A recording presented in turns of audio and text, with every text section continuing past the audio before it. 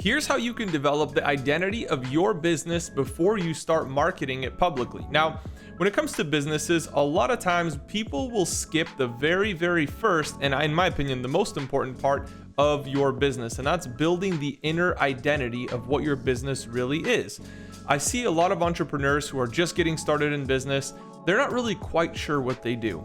And when you can't be clear, like crystal clear, 100%, no questions about what you do and what service you provide, a lot of times clients will fail to come into your sales system because they're not clear either.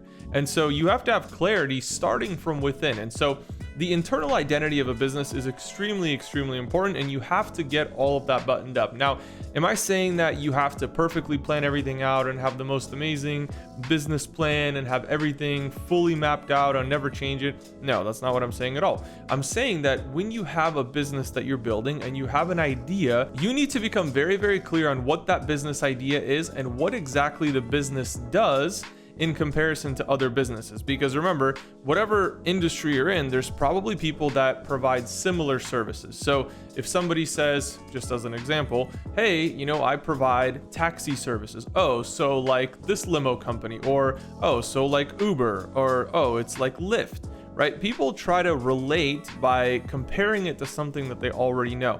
And so if people are doing that, it's probably because you are not differentiating yourself enough. It's important for people to be able to relate to something, just generally speaking, so that they can kind of visualize what the business really does. But then that's also your opportunity to explain why you're different, why yours is better, why yours stands out, why people go to you instead of the person down the road. And so that's what's called an internal business identity. It's like the DNA of the business. The DNA of the business has to be created, and you have to understand what that is. Forwards, backwards, sideways, you have to fully know what that is. And so there's just a couple things that go into that, but really it's like, what are your products? You have to become very clear on what exactly your products are, what the services are. It's easier if you can pre-package some things for people instead of like, oh yeah, we offer custom packages. Well, you don't even know what that means. Chances are you probably don't. And so you kind of custom build these packages, but what if you could get really clear on this package is this is a bulleted list. This package is this, here's a bulleted list. And so you can kind of go through each one of your products and just create a bulleted list of what exactly this product does, how it benefits the consumer, what it helps them with, why it's different than other products on the market.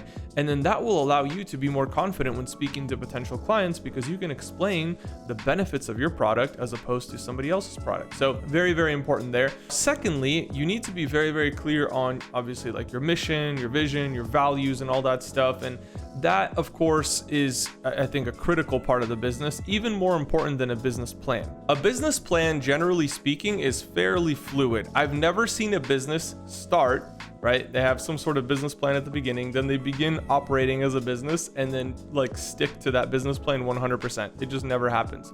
Maybe in some very rare scenario, but for the most part, it's a fluid thing, and you have a general idea of what you're going to do. But as you start putting your product out there and as the market begins to respond to your product, then you can pivot into the direction that makes the most sense for the business, because now your job is to make sure that the business not only stays alive, but also continues growing and being profitable and all that good stuff. So it's a very important aspect of business, but that's also something that's part of this internal identity of the business. So what is the business?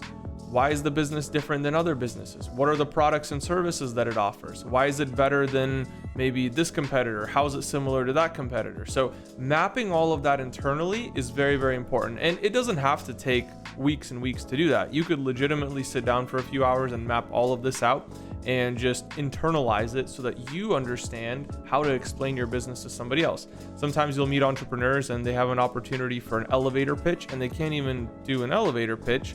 And they have to they're kind of stumbling through it because they are not even 100% clear on what their business is and what it does. And so again, I think that's a very important aspect. The more you can simplify it for people, the better, because people don't listen to everything that you're saying. They'll process a small percentage of those words. And so the more simple you can make it, the easier it's going to be for you to explain what your business is to somebody else. So That's all part of the internal identity. And again, that's something that can be molded and change a little bit. Like, for example, if you have 3 products and 2 of them sell extremely well, but 1 of them doesn't sell at all, maybe it's time to replace that product, or maybe it's time to modify that product a little bit. And so that's your opportunity to do some market research. I call it paid market research because you're launching your business, and you're getting paid to do so. And then from there, you can continue expanding. So once you have your internal identity all figured out, that's when you can start marketing your external identity. So that's, what do we look like on social media? What do we look like on, on the internet when we're running advertisement? What do we look like in magazines? What do we look like at events? So it's important to know who you are internally, because then when you have all these opportunities to externally publicize what your business is, people can look at what's going on online. They can look on your website, on your social media, and they can see a reflection of that internal identity. But you can't have an external identity without an internal one, because that can kind of crumble. It creates like this shell that doesn't have anything on the inside. So you have to have something on the inside. You really, really know who you are. You have that identity. You've built it out. You know your values. You know your products. You know your services. You know why you're better than the competition at exactly what you do. And then it becomes very, very easy to market that to the world as well, and to gain awareness and to gain more attention for the business. You could have the best product in the entire world, but if you don't have attention, you're not going to sell any of it. And so that really, really simplifies that aspect of it. And marketing becomes simple, because it's not about, oh, what kind of marketing content can we invent today? No, we know exactly who we are. We know exactly what we're good at, and we just need to showcase what already exists internally in the business. We need to showcase that on social media. We need to showcase that on our website. We need to showcase that when we're speaking at an event about whatever this product is. That makes that whole process very, very easy. Marketing is then just communication instead of, creating all these elaborate marketing strategies. It's just, this is who we are, this is why we're the best, and we just want to share that with you. And you'll see that there's actually a trend headed in that direction for super direct marketing.